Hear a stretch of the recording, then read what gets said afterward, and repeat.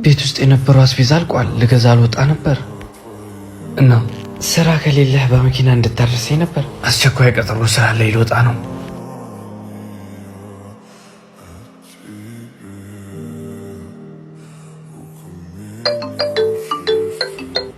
አይ ቆንጂት፣ ዛሬ ምን ታይቶሽ ደወልሽ? ምን ማለት ነው እሱ ደግሞ? የአንቺ ጉዳይ እኮ ያሳስበኛል። ትዳር እንዴት ነው ግን?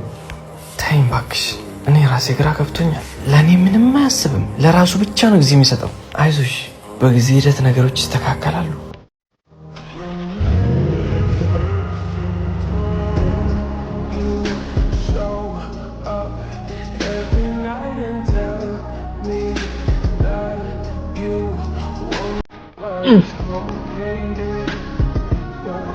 ዛሬ ቀን 18 ነው። ወደ ስራስቼ መጣሁ።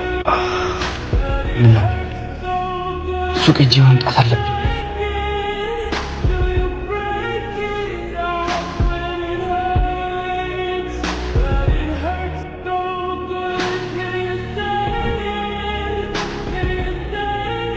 ሞዴስ ትሰጭኛለሽ? ለቲክቶክ ክሬቲቭ አዋርድ ከያም ፋሚሊ ቮት ያላረጋችሁ ሊንኩን ባዮ ላይ አስቀምጥላችኋለሁ። ሁላችሁም እየገባችሁ ቮት ማድረግ ትችላላችሁ። እናመሰግናለን።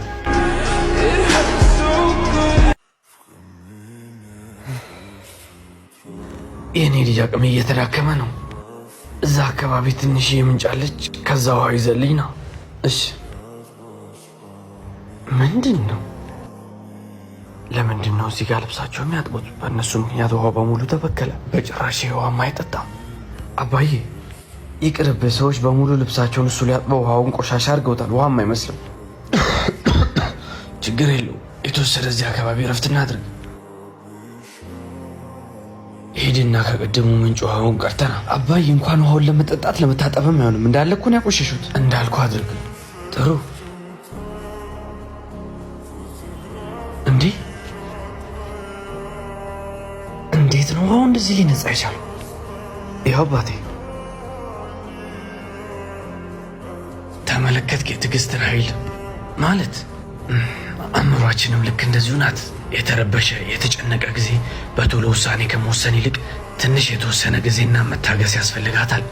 ሰዎች ምንጩ ላይ ልብሳቸውን አጥበው ውሃውን ቆሻሻ አደረጉት። ምንጩ ምንም ድምፅም ሆነ ተቃውሞ ሳያሰማ ሳይናደድ ቆሻሻውን ይዞ ጉዞውን ቀጠለ።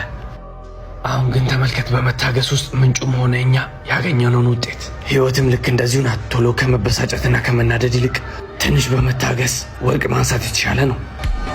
ይህንን ቪዲዮ ወዳችሁት ላይክ ያደረጋችሁት በሙሉ ባዮ ላይ ሊንክ አለ፣ እየገባችሁ ቮት ማድረጋችሁን ቀጥሉ። እናመሰግናለን። ጥሩ። ከተጋባችሁ ምን ያህል ጊዜ ሆናችሁ? ኦልሞስት ከ10 ዓመት በላይ።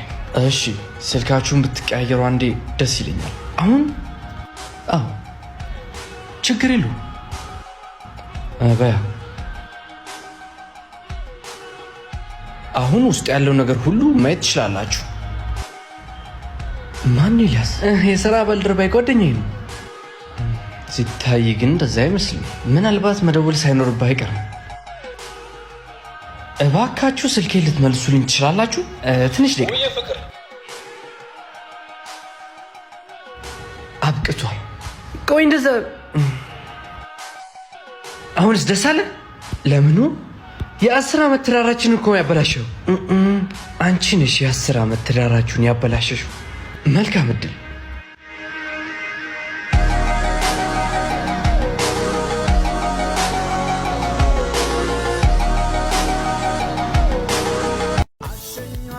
ኧረ እዚህ ጋር አትቀንጥሱት። ወደዛ ሄዳችሁ አትቀነጥሱትም እንዴ?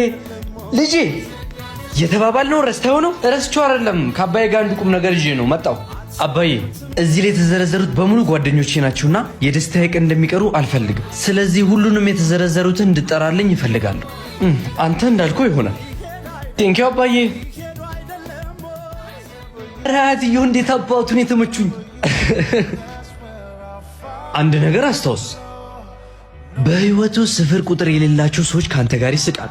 ያንተ ስኬት ሊያስደስታቸው የሚችሉ ሰዎችም ይኖራሉ። ነገር ግን በዝምታ ውስጥ ህመምህን የሚረዳው እውነተኛ ጓደኛ ብቻ ነው።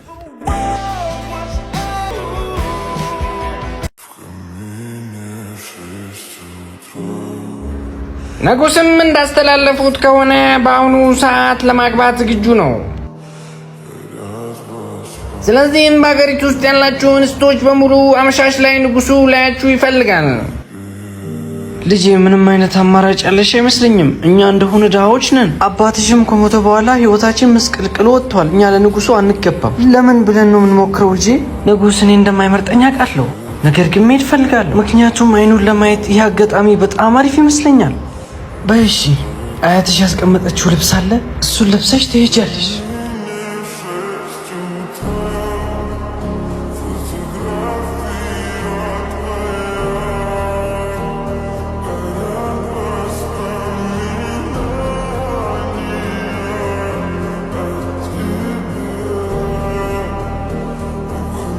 ትዕዛዜን ሰምታችሁ እዚህ ድረስ ስለመጣችሁ ከልብ አመሰግናለሁ።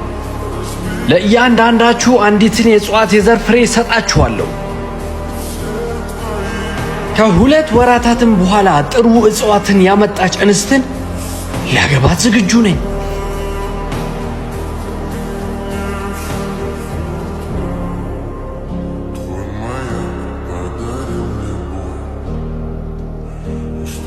ለምንድን ነው የማያበቅለውማ? በየጊዜው ውሃ የሰጠነው የተንከባከብነው ነው። አዎ የቻልነውን ሁሉ አድርገናል። የቀረው የፈጣሪ ፍቃድ ነው። ባዶን ይዘሽ ሂጂላችሁ ልጄ።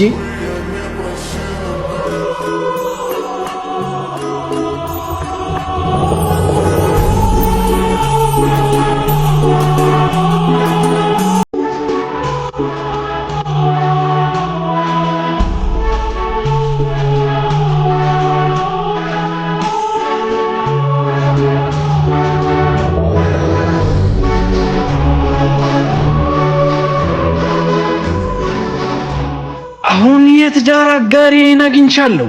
ያቺም እንስት እሷ ናት። የኔ አበባ ግን እኔ ውሃ እያጠጣሁ ይሄ ምንም አግባብ አይደለም። ያው ከነዚህ ውሃ እያጠጣን እሷ ግን እቃውን ብቻ ተሸክማ መጣ። እንዴት እሷን ይመርጣት? በቃ የሰጧችሁ በሙሉ ፍሬ የሞቱ ነበሩ።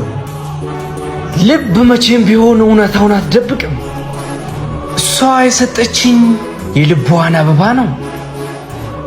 ስለዚህም የዘላለም ንግስቴ ትሆናለች።